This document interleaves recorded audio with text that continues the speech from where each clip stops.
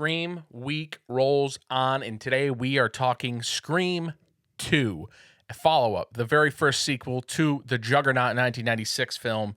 And Scream 2, I think, is a perfect sequel.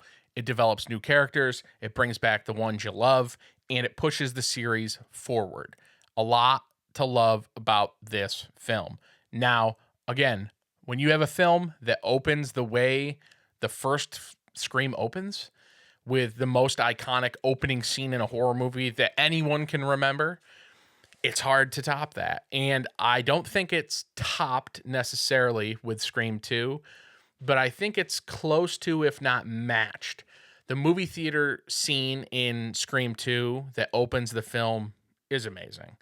It is one of the most fun meta openings to a film in horror.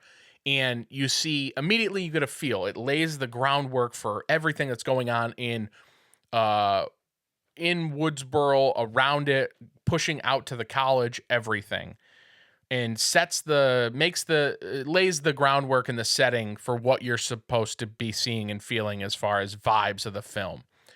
Obviously, they've now purposed the story of Billy and Stu going on a murderous rampage and sold the rights of the story of Gale Weathers' book to a film studio. They've made it into a movie, a series called Stab, and it's a premiere of the film. There's people that are going bonkers. They got the masks on. Their studios giving out the full costumes at the movies, and people are going ape.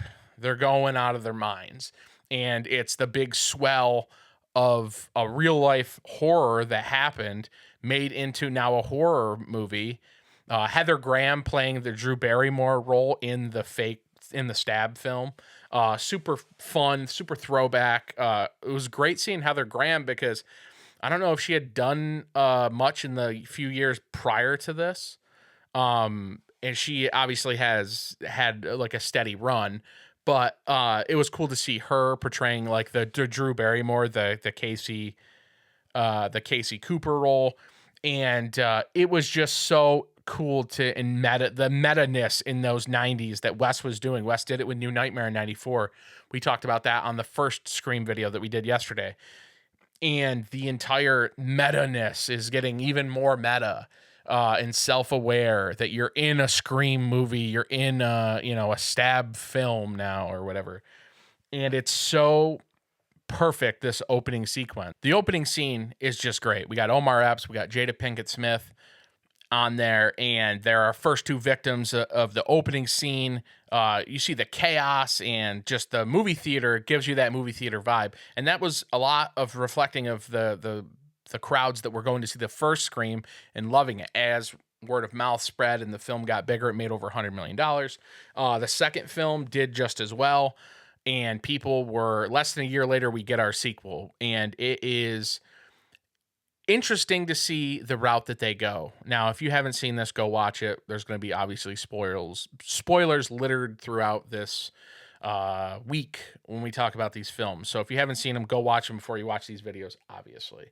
But yeah, this is an entire franchise that's built off the first film, and to get a proper sequel. They even talk, I love the conversation in the film class where Randy is talking about how he doesn't like sequels and sequels suck, and they're obviously almost always inferior, and they're talking about T2, House 2, also a movie that big dropping House 2 is hilarious. House 2, the second story, even if it was in jest, it was funny and it was cool. As big time horror fans, I think I had not seen the House films at that point, so I didn't get it until like 3 or 4 years, like 2001, 2002, when I had seen a couple of the House films, where that resonated with me even more. House, the second story, getting dropped in there.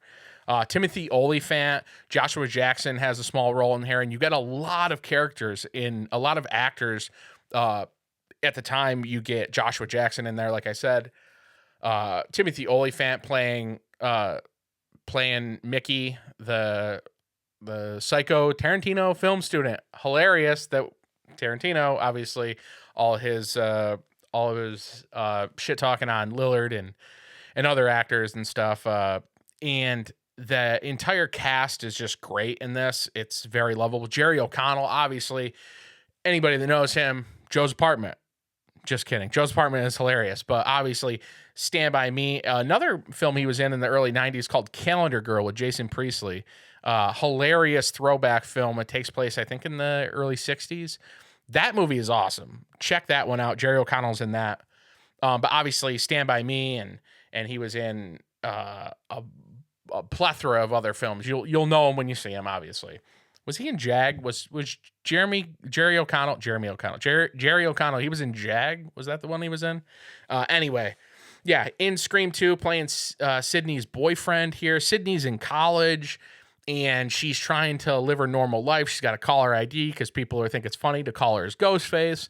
And then the murder starts happening. It happens in the theater. Then it comes to the campus. We got Rebecca Gayheart. We got who else is in this? We got Rebecca Gayheart. We got the girl. I'm blanking on her name. Pull it up right here. She was same year Vegas Vacation. She was in Vegas Vacation as Audrey. Appears in here as one of the Alpha Beta Zeta sisters. Sarah Michelle Gellar. Obviously, this is the year that Buffy comes out, if I'm not mistaken, 1997.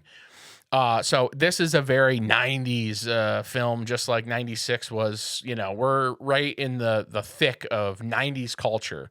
At the time, I hated 90s culture at the time, and even like early 2000s through like my teenage years, I hated the 90s fashion and the culture and stuff like that. And now I look back at it with a better, with a different lens and much more appreciation, because it was a time period where I really grew up and lived through. As much as I feel more connected to the 80s just because of all the films and the style and the fashion and the music and everything of the 80s, the 90s is where I grew up, and it took me a long time to actually get comfortable with appreciating the 90s, and now I appreciate the 90s almost as much as the 80s, if not more at some points.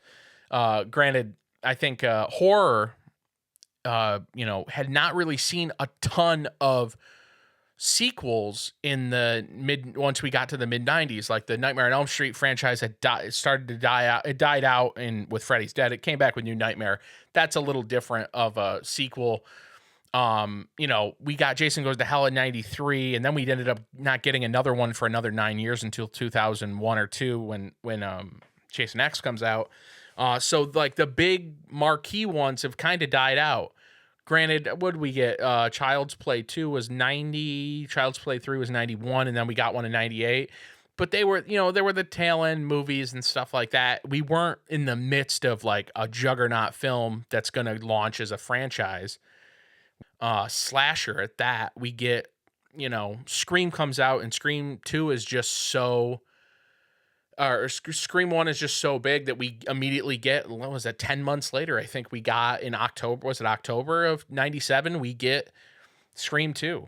And I feel like it does. The only thing I never liked about Scream 2 was the killing of Randy. It never sat well with me. Jamie Kennedy is perfect as Randy, and you loved that character. I wanted to see that character live on and thrive.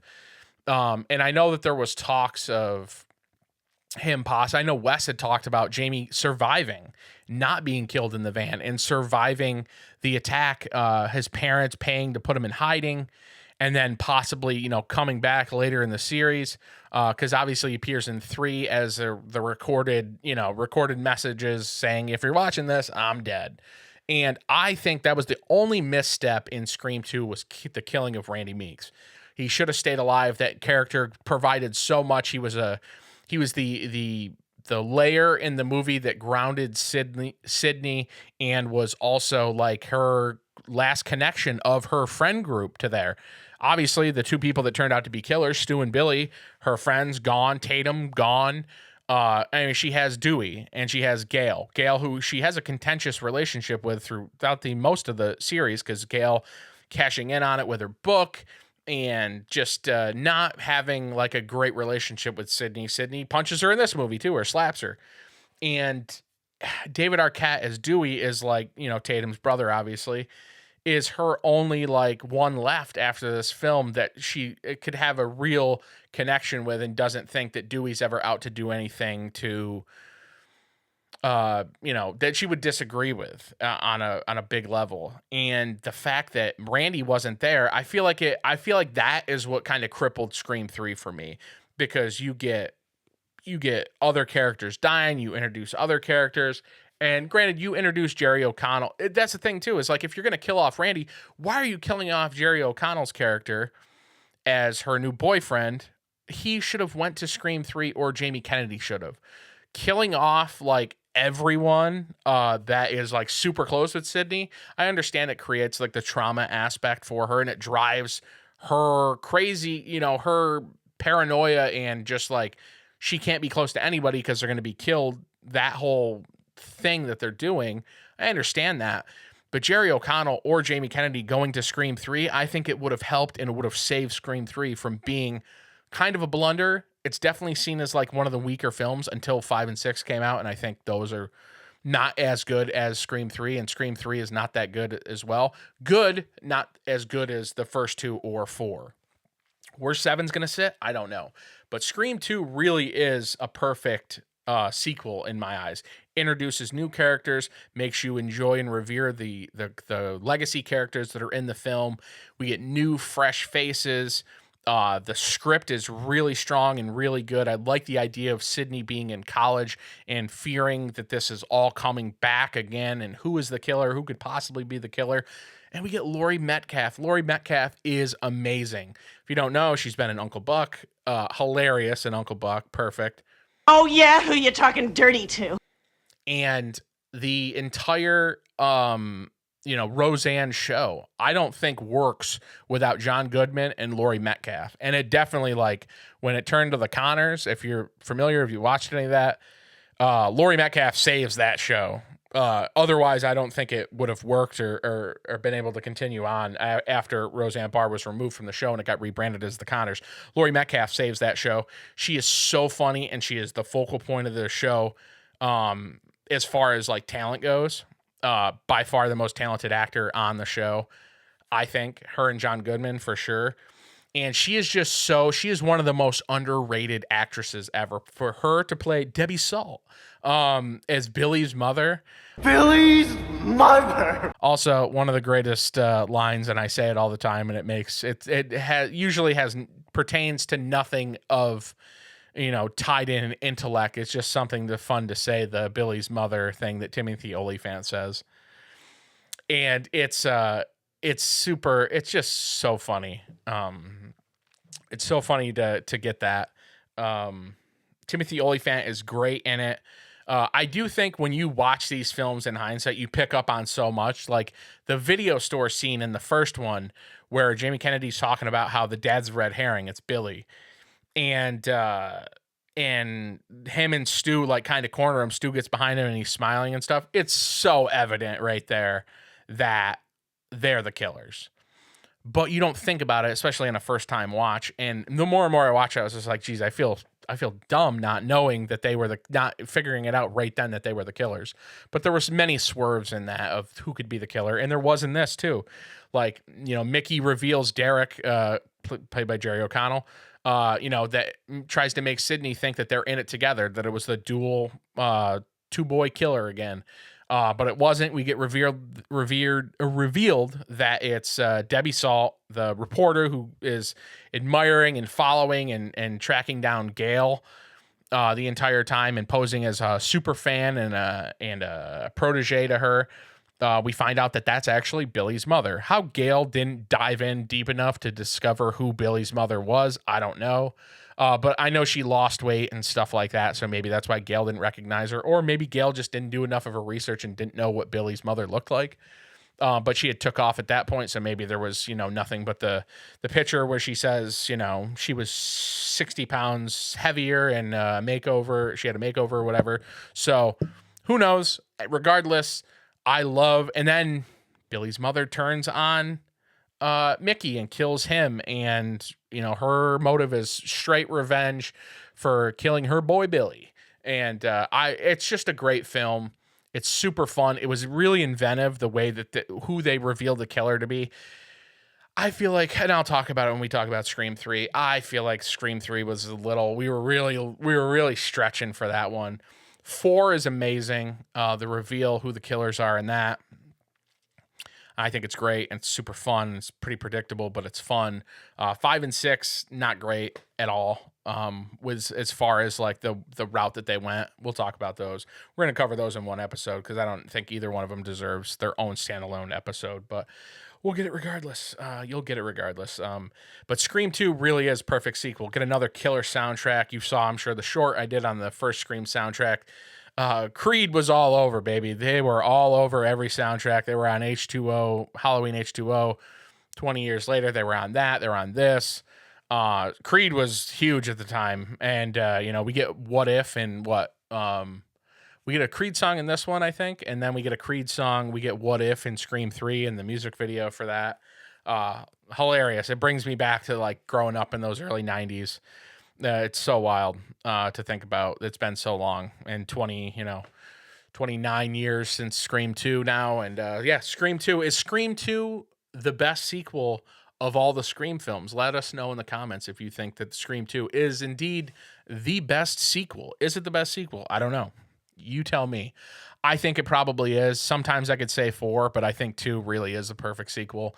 Scream week, baby. We are here. Scream week. Scream 7 comes out on Friday. I hope you're enjoying this as we roll on. Scream 3 we're talking about next. And Scream videos all week. We're going to be doing shorts. I'm going to be doing showing some CDs that I got.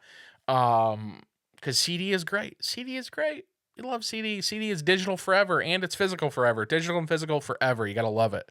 Won't break down like vinyl. I do love vinyl, but still CD is over vinyl as far as longevity and compatibility. And compactability, hence compact disc.